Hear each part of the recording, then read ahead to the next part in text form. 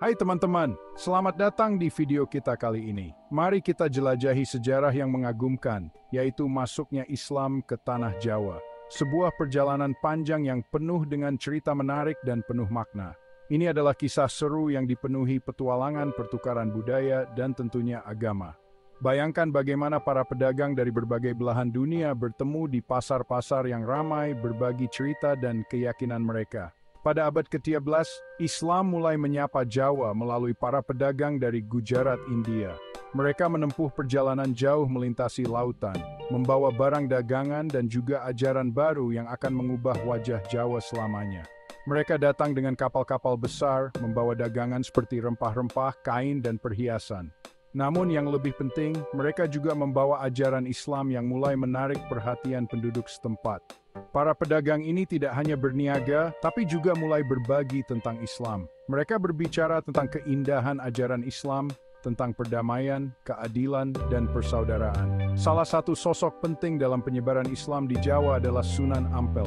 Beliau adalah seorang ulama besar yang sangat dihormati dan memiliki pengaruh besar dalam menyebarkan ajaran Islam. Beliau atau Raden Rahmat adalah bagian dari Wali Songo, 9 wali yang sangat berjasa dalam menyebarkan Islam di Jawa. Wali Songo adalah kelompok ulama yang memiliki peran penting dalam menyebarkan Islam dengan cara yang damai dan penuh toleransi. Sunan Ampel mendirikan pesantren di Surabaya dan mengajarkan nilai-nilai Islam kepada penduduk setempat.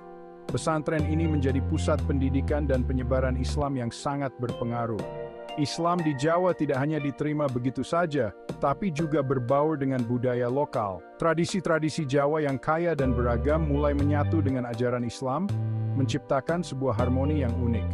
Contohnya upacara Grebek Maulud yang memadukan tradisi Islam dan budaya Jawa. Upacara ini menjadi simbol bagaimana Islam dan budaya lokal bisa berjalan beriringan. Ini menunjukkan bagaimana Islam mampu beradaptasi dan berkembang di tengah masyarakat Jawa. Islam tidak hanya menjadi agama, tapi juga bagian dari identitas budaya Jawa. Seiring waktu, Islam tak hanya menjadi agama mayoritas di Jawa, tapi juga bagian penting dari budaya dan identitas masyarakat Jawa. Masjid-masjid mulai berdiri di berbagai tempat, menjadi pusat kegiatan keagamaan dan sosial. Banyak kerajaan Islam berdiri di Jawa, seperti Kesultanan Demak dan Mataram. Kerajaan-kerajaan ini memainkan peran penting dalam penyebaran Islam dan pengembangan budaya Islam di Jawa. Kedua kerajaan ini memainkan peran penting dalam penyebaran Islam lebih jauh di Nusantara. Mereka tidak hanya memperkuat ajaran Islam di Jawa, tapi juga menyebarkannya ke pulau-pulau lain di Indonesia. Nah teman-teman, itulah sedikit cerita tentang masuknya Islam ke Pulau Jawa. Sebuah kisah yang penuh dengan dinamika, adaptasi, dan harmoni.